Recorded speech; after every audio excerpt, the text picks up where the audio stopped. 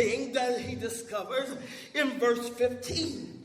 Verse 15 says, and behold, I am with thee, and will keep thee in all places, whither thou goest, and will bring thee again into this land. For I will not leave thee until I have done that which I have spoken to thee of. He not only discovers at the Hard Rock Hotel all of the other discoveries, but he discovers God has a plan. He discovers God's promise. God tells him, first of all, he is with him. Because you've got to remember, Jacob is in an undiscovered territory. He doesn't know anybody. Everything that he's ever known, he's left. Everything that he's ever been familiar with, he has left. So he is on his own. And God tells him, he says, not only do I have a plan for you, but I want you to listen to my promise.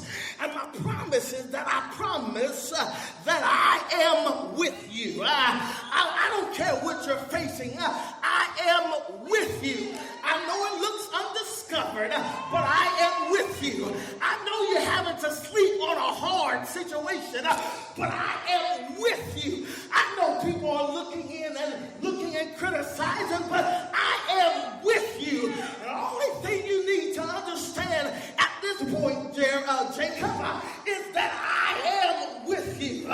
He says, I'm with you because when you're walking in a new way, when you're walking into a new plan, when you're walking into a new territory, it can be awful scary to do it by yourself. It can be, discovering can be a rewarding thing, but it can also be a scary thing because you don't know what you're going to encounter. But if Jacob, he doesn't know what he's going to encounter, but he has the assurance that God tells him, I am with you. So it doesn't matter what he encounters. All he really needs to know is that God is with him. Can I tell you, I know some of our situations are scary at times, and it gets frightening, but you don't need to look at the situation. You need to look at the fact that God has already promised, I will not leave you, nor will I forsake you, but I will be with you to the end of the world. And so he says, not only does he discover God's plan, but he discovers God's promise that he is with him. That's promise number one. Promise number two, he promises that God tells Jacob, not only am I with you, but I'm going to keep you. Wait a minute. Oh, he says, not only am I with you, but I'm going to keep you. Oh, Jacob, why does God tell Jacob that? Because Jacob, even though he's had revelation, he's still working with this flesh. And so he knows that Jacob still has the tendency to try to do it on his own. And Jacob could be very leery and very scared because Jacob don't even trust himself. How am I going to follow your plan and I can't even trust me? I can't follow your plan, God, because my flesh sometimes gets into a panic. And when my flesh gets into a panic, I go back to my scheming ways. I go back to doing what's familiar. But he assures Jacob, not only am I with you, but I'm going to keep you. Yeah, I'm going to keep you. What does that mean? It means not only is he going to keep him in the way that he should walk, but it means that he also, God is going to be his protector. Nothing can happen as long as he's walking in the plan of God. And if it's in the plan of God, God says, I don't care what you come up against, I will keep you. Let the people talk all they want to. Let the weapons form all But you got to know that I will keep you through the storm, through the rain, through sickness, through pain. I will keep you. Even when temptation comes at a raring force, I will keep you because you are working my plan.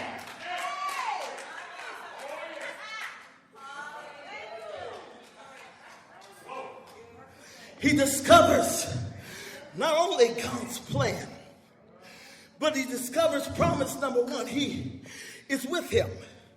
He discovers promise number two, that God will keep him.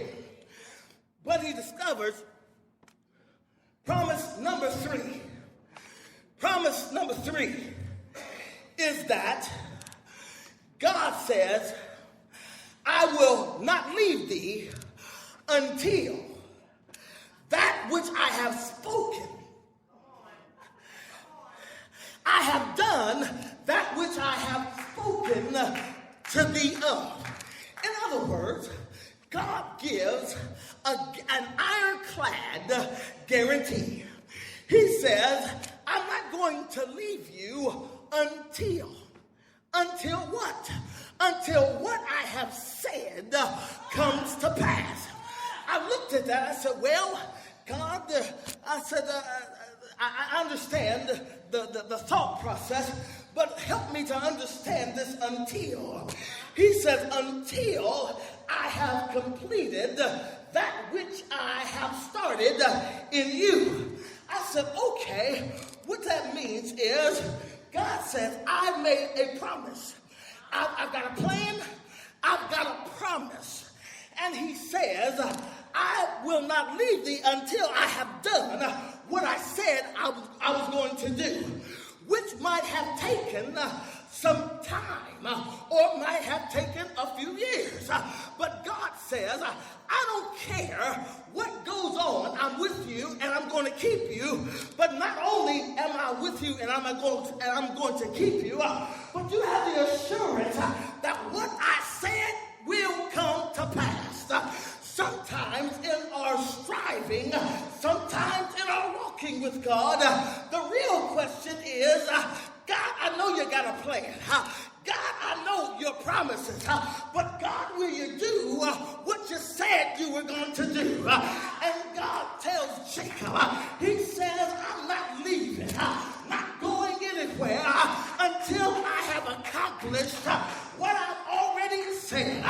In other words, he says, Jacob, I'm not going anywhere because it may take a process of a lifetime.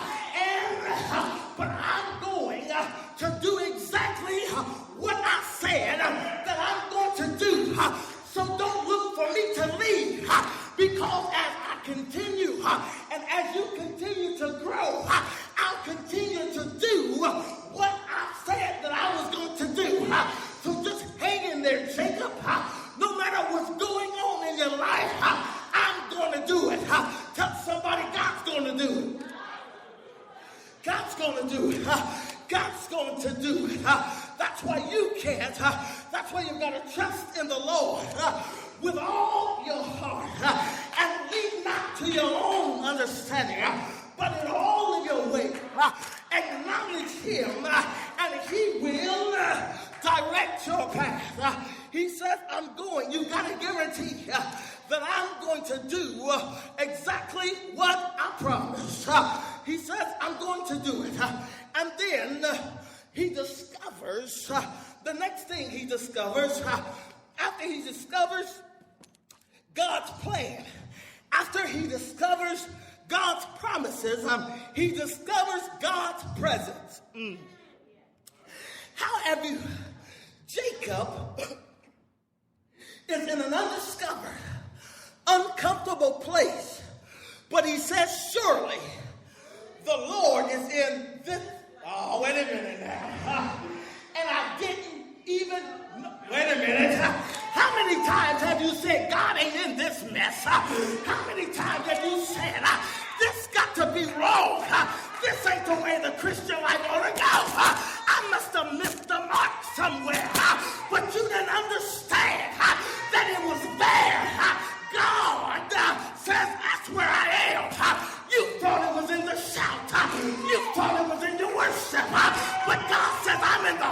places. I'm in the places where you don't want to be.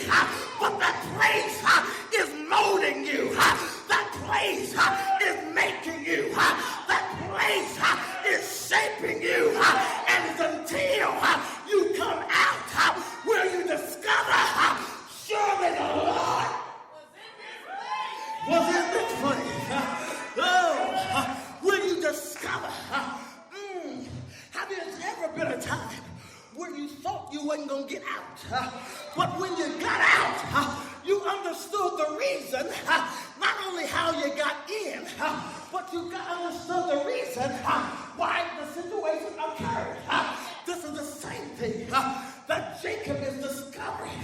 He's discovering, yes, God's in the shadow. Yes, God's in the tongue. But also, God is in the hard places. God is where your flesh don't want to be.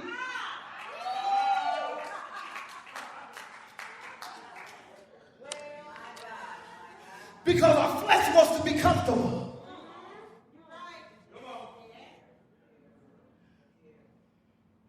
Our flesh wants to be comfortable. But God says, I'm not just in the stuff you comfortable with. I'm in the stuff that you think, oh, all these people on this job, a bunch of devils. God says, I'm there.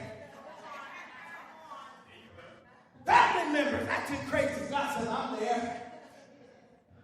He says, wherever you don't want to be, he said, and I've got you a sign there. Know that I'm there. And know that I'm working out my plan through you just because I'm there. He discovers in a place where you, wait a minute, where nobody's shouting. In a place where nobody's running around the church. These are joyous occasions. In a place where I can't even find joy. And I look up and all I see is more mountains to climb. I'm surrounded by obstacles. I must have missed God. Because this is too hard. This is too difficult. I thought when I came to Jesus, he was going to make everything. I thought he was going to erase my pain. I thought he was going to erase all of my complicated moments. I thought that I would be going through truths and leaping on the walls. I saw folk swinging from chandeliers, and that's what I want to do. But God said, maybe I'm not in that. Maybe I'm in the hard places because I care more about your development than I do about anything else. I care about how your character is being shaped. That you having a good old feeling. And so he comes to a place, he discovers the presence of God. He has the vision, but he discovers what the presence of God. The presence of God is not limited to just good times. God can be right in the midst, even in your bad times. He can be right there. His presence can be just as strong, wait a minute, just as strong in those times than in your joyous occasions. He discovers that